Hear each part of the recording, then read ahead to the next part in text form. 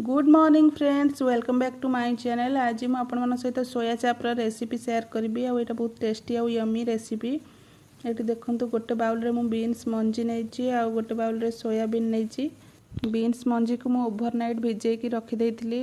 Soybean को 5 minute पानी रे पकईली से सॉफ्ट हो गला। एबे दीटा जाक ग्राइंडिंग करदेवी। ये देखो ग्राइंडिंग कर सारा पर से हाफ कप मैदा ऐड करके अटा दलिया टाइप दली नेबी।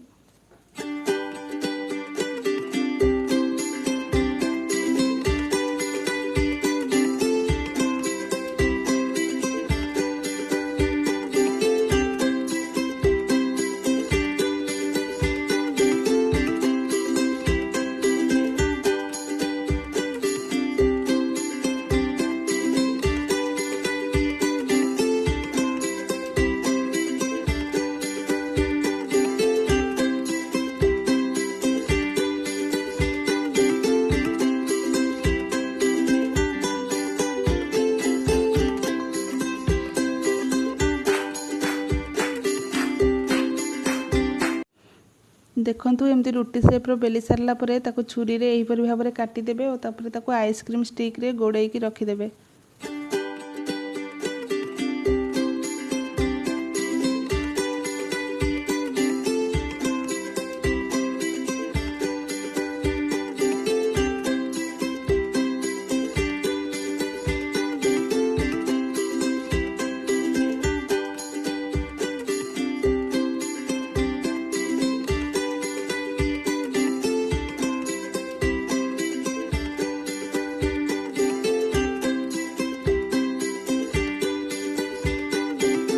देखंतु एही परि भाबरे सब स्टिक रे गोड़े सारला परे आपण माने चाहिले संगे संगे भी यूज कर परिबे नल ताको फ्रीजर भीतर भी रखी परिबे। जेते बळे यूज करिवे ताको 5 मिनिट पूर्व काढी की ताको 5 मिनिट पानी रे फुटै की टिके सॉफ्ट हे गला पर भी यूज कर परिबे। एठी देखंतु मो कड़े रे पानी गरम कर देछि, पानी भी गरम हे गलानी। एबे मो 15 मिनिट पय याको एम्ति सिजेई देबी।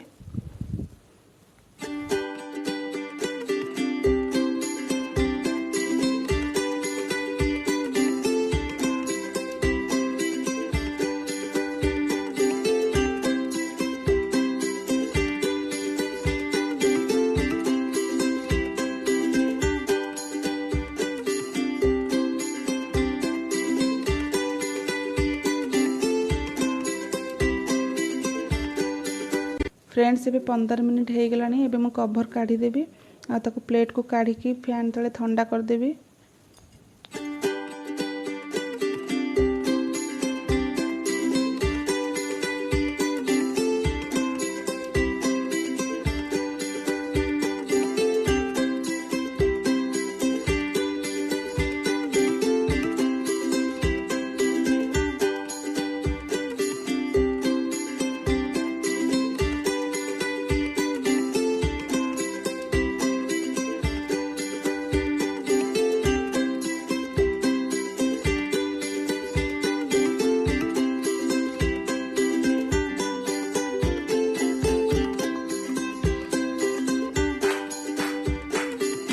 मुझे चेक करुच्ची भल भाव सीझी कि ना एमती छुरी साहाय्य आबे मु ताको ठंडा होगा छाड़देवी।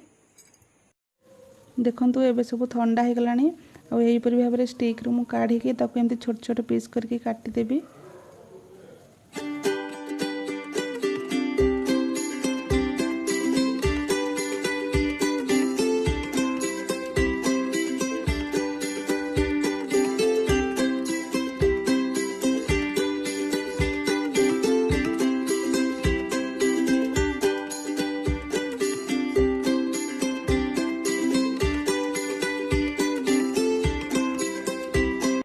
यही परि भाव सब काटी सारला पर ये मैरिनेट करने ये 4 चमच दही नहीं और 2 चमच लंका पाउडर, हाफ चमच लूण, धनिया पाउडर, जीरा पाउडर, कस्तूरी मेथी, गोलमरिच गुंड, चाट मसला, अदा रसुण पेस्ट आ फाळे लेंबू नहीं लेंबू चिपुड़ी की नहीं, गोटे चमच बेसन और गोटे चमच सोरिष तेल नहीं भल भाव गोलाई देबे।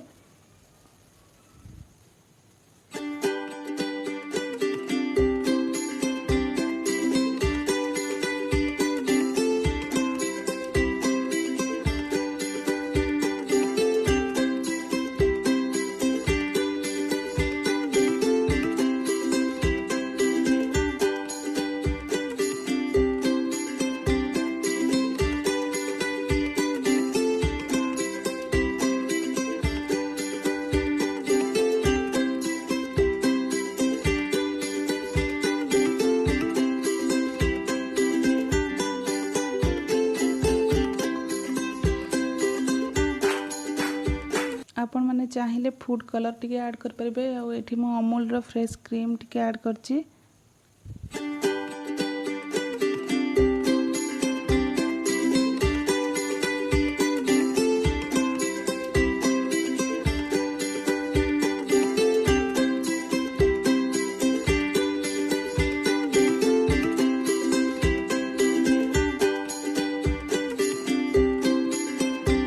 कटा होगी रखाई सोया चाप को मैरिनेशन रे भल भाव में गोलाई देबे।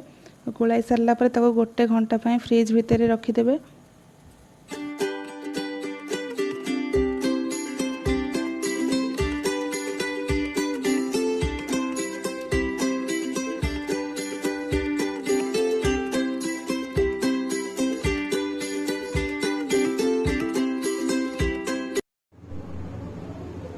गोटे घंटा हो गला फ्रिज रू काढ़ी एमती डायरेक्ट निआरे एमती देखई पारिबे। नले रुटी सेका साहाଯ୍य भी आपण माने एमती पोड़ी पारिबे निआ द्वारा। तावा रे भी अल्प तेल ऐड करके भी ताको फ्राई करि पारिबे।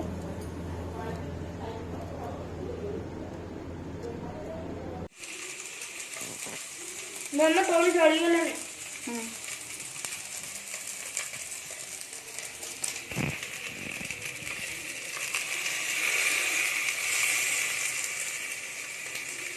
निया लगुची एट फोन साइड जली गला ने।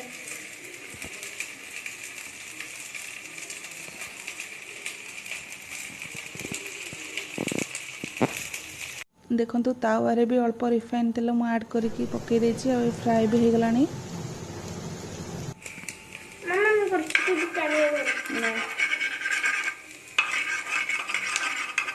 फ्रेंड्स देखंतु एठी मु आ गोटे अलगा तावा रे एठी टिके बटर नेछि। आपण माने जेमती चिल्ली पनीर बनाती सेमती भी सोया चाप को चाहिए भी बनई पारिबे। एठी मु टिके पियाज और कंचा लंका ऐड करके सोया चाप को सेठी मु फ्राई कर देबी। और आपण माने निश्चय एटा घरे ट्राई करंतु। बहुत ही टेस्टी और यम्मी रेसिपी और बहुत ही भल होइतला। आपण माने कमेंट करके निश्चय जणाइबे केमती लागिला। वीडियो जदि भल लागिला ताले लाइक शेयर और सब्सक्राइब श्योर कर देबे।